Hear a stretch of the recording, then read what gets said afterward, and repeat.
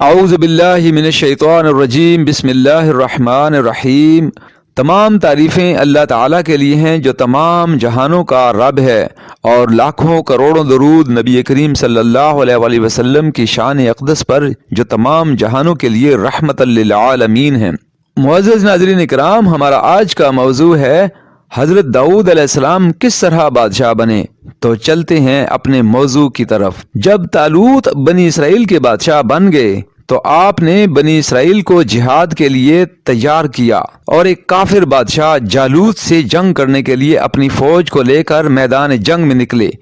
جالوت بہت ہی قداور اور نہایت ہی طاقتور بادشاہ تھا۔ وہ اپنے سر پر لوہے کی جو ٹوپی پہنتا تھا اس کا وزن 300 رطل تھا۔ جب دونوں فوجیں میدان جنگ میں لڑائی کے لیے صف آرائی کر چکیں تو حضرت طالوت نے اپنے لشکر میں یہ اعلان فرما دیا کہ جو شخص جالوت کو قتل کرے گا میں اپنی شہزادی کا نکاح اس کے ساتھ کر دوں گا اور اپنی آدھی سلطنت بھی اس کو عطا کر دوں گا۔ معزز ناظرین اکرام، آگے بڑھنے سے پہلے آپ سے گزارش ہے کہ اگر ابھی تک آپ نے ہمارے اسلامی چینل کو سبسکرائب نہیں کیا تو ہمارے چینل کو سبسکرائب کر دیجئے اور ساتھ ہی لگے ہوئے بیل آئیکن کو دبا دیجئے تاکہ ہماری ہر آنے والی ویڈیوز آپ کو بر وقت ملتی رہے۔ یہ فرمان شاہی سن کر حضرت داؤد علیہ السلام آگے بڑھے، جو ابھی بہت ہی کم سن تھے اور بیماری سے چہرہ زرد ہو رہا تھا، اور غربت و مفلسی کا یہ عالم تھا کہ بکریاں چرا کر اس کی اجرت سے گزر بسر کرتے تھے۔ روایت ہے کہ جب حضرت داؤد علیہ السلام گھر سے جہاد کے لیے روانہ ہوئے تھے تو راستے میں ایک پتھر یہ بولا کہ اے حضرت داؤد، مجھے اٹھا لیجئے کیونکہ میں حضرت موسیٰ علیہ السلام کا پتھر ہوں۔ پھر دوسرے پتھر نے آپ کو پکارا کہ اے حضرت داؤد، مجھے اٹھا لیجئے کیونکہ میں حضرت ہارون علیہ السلام کا پتھر ہوں۔ پھر ایک تیسرے پتھر نے آپ کو پکار کر عرض کیا کہ اے حضرت داؤد علیہ السلام، مجھے اٹھا لیجئے کیونکہ میں جالوت کا قاتل ہوں۔ آپ علیہ السلام نے ان تینوں پتھروں کو اٹھا کر اپنے جھولے میں رکھ لیا۔ جب جنگ شروع ہوئی تو حضرت داؤد علیہ السلام اپنی گوپھن لے کر صفوں سے آگے بڑھے، اور جب جالوت پر آپ کی نظر پڑی تو آپ نے ان تینوں پتھروں کو اپنی گوپھن میں رکھ کر اور بسم اللہ شریف پڑھ کر گوپھن سے تینوں پتھروں کو جالوت کے اوپر پھینکا، اور یہ تینوں پتھر جا کر جالوت کی ناک اور کھوپڑی پر لگے اور اس کے بھیجے کو پاش پاش کر کے سر کے پیچھے سے نکل کر 30 جالوتیوں کو لگے اور سب کے سب قتل ہو کر گر پڑے۔ پھر حضرت داؤد علیہ السلام نے جالوت کی لاش کو گھسیٹتے ہوئے لا کر اپنے بادشاہ حضرت طالوت کے قدموں میں ڈال دیا، اور اس پر حضرت طالوت اور بنی اسرائیل بے حد خوش ہوئے۔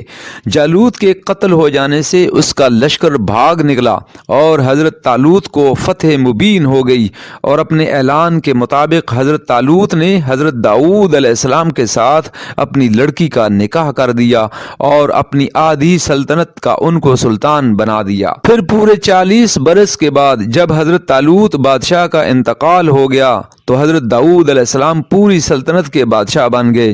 اور جب حضرت شمویل علیہ السلام کی وفات ہو گئی تو اللہ تعالی نے حضرت داؤد علیہ السلام کو سلطنت کے ساتھ نبوت سے بھی سرفراز فرما دیا۔ آپ سے پہلے سلطنت اور نبوت دونوں اعزاز ایک ساتھ کسی کو بھی نہیں ملا تھا۔ آپ پہلے شخص ہیں کہ ان دونوں عہدوں پر فائز ہو کر 70 برس تک سلطنت اور نبوت دونوں منصبوں کے فرائض پورے کرتے رہے، اور پھر آپ کے بعد آپ کے فرزند حضرت سلیمان علیہ السلام کو بھی اللہ تعالی نے سلطنت اور نبوت دونوں مرتبوں سے سرفراز فرمایا۔ اس واقعہ کا اجمالی بیان قرآن مجید کی سورہ بقرہ میں اس طرح ہے کہ ترجمہ: اور قتل کیا داؤد نے جالوت کو، اور اللہ نے اسے سلطنت اور حکمت عطا فرمائی اور اسے جو چاہا سکھایا۔ معزز ناظرین اکرام، حضرت داؤد علیہ السلام کا ذریعہ معاش کیا تھا؟ حضرت داؤد علیہ السلام باوجود اس کے کہ ایک عظیم سلطنت کے بادشاہ تھے، مگر ساری عمر وہ اپنے ہاتھ کی دستکاری کی کمائی سے اپنے خورد و نوش کا سامان کرتے رہے۔ اللہ تعالیٰ نے آپ کو یہ معجزہ عطا فرمایا تھا کہ آپ لوہے کو ہاتھ میں لیتے تو وہ موم کی طرح نرم ہو جایا کرتا تھا، اور آپ اس سے زرہیں بنایا کرتے تھے اور ان کو فروخت کر کے اس رقم کو اپنا ذریعہ معاش بنائے ہوئے تھے، اور اللہ تعالیٰ نے آپ کو پرندوں کی بولی سکھائی تھی۔ حضرت طالوت کی سرگزشت کی طرح حضرت داؤد علیہ السلام کی مقدس زندگی سے یہی سبق ملتا ہے کہ اللہ تعالیٰ جب اپنا فضل و کرم فرماتا ہے تو ایک لمحہ میں رائی پہاڑ اور ذرہ کو آفتاب بنا دیتا ہے۔ غور کیجئے کہ حضرت داؤد علیہ السلام ایک کم سن لڑکے تھے اور خود نہایت ہی مفلس اور ایک غریب باپ کے بیٹے تھے، مگر اچانک اللہ تعالیٰ نے ان کو کتنے عظیم اور بڑے بڑے مراتب و درجات کے اعزازات سے سرفراز فرما دیا کہ ان کے سر پر تاج شاہی رکھ کر انہیں بادشاہ بنا دیا، اور ایک بادشاہ کی شہزادی ان کے نکاح میں آئی، اور پھر نبوت کا مرتبہ بلند انہیں عطا فرما دیا کہ اس سے بڑھ کر انسان کے لیے کوئی بلند مرتبہ ہو سکتا ہی نہیں۔ پھر اللہ تعالیٰ کی قدرت قاہرہ کا جلوہ دیکھیے کہ جالوت جیسے جابر اور طاقتور بادشاہ کا قاتل حضرت داؤد علیہ السلام کو بنا دیا، جو ایک کم سن لڑکے اور بیمار تھے، اور وہ بھی ان کے 3 پتھروں سے قتل ہوا۔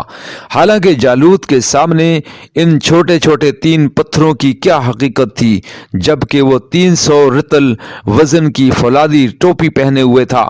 مگر حقیقت تو یہ ہے کہ اللہ تعالیٰ اگر چاہے تو ایک چیونٹی کو ہاتھی پر غالب کر دے، اور اللہ تعالیٰ اگر چاہے تو ہاتھی ایک چیونٹی کا کچھ بھی نہیں بگاڑ سکتا۔ معزز ناظرین کرام، جیسا کہ ہم بیان کر چکے ہیں کہ حضرت طالوت چمڑا پکانے کا پیشہ کرتے تھے یا بکریاں چراتے تھے، اور حضرت داؤد علیہ السلام بھی پہلے بکریاں چرایا کرتے تھے، اور پھر جب اللہ تعالیٰ نے ان کو بادشاہ بنا دیا اور نبوت کے شرف سے بھی سرفراز فرما دیا تو انہوں نے اپنا ذریعہ معاش زرہیں بنانے کے پیشے کو اپنا لیا۔ اس سے معلوم ہوا کہ رزق حلال طلب کرنے کے لیے کوئی پیشہ اختیار کرنا، خواہ وہ بکریاں چرانا ہو یا لوہاری ہو یا کپڑا بننا ہو، الغرض کوئی پیشہ ہرگز نہ ذلیل ہے، نہ ان پیشوں کے ذریعہ روزی حاصل کرنے والوں کے لیے کوئی ذلت ہے۔ جو لوگ ایسے پیشوں کو ذلیل و حقیر سمجھتے ہیں وہ انتہائی جہالت و گمراہی کے گھڑے میں گرے ہوئے ہیں۔ رزق حلال طلب کرنے کے لیے کوئی جائز پیشہ اختیار کرنا یہ انبیاء و مرسلین اور صالحین کا مقدس طریقہ ہے، لہٰذا ہرگز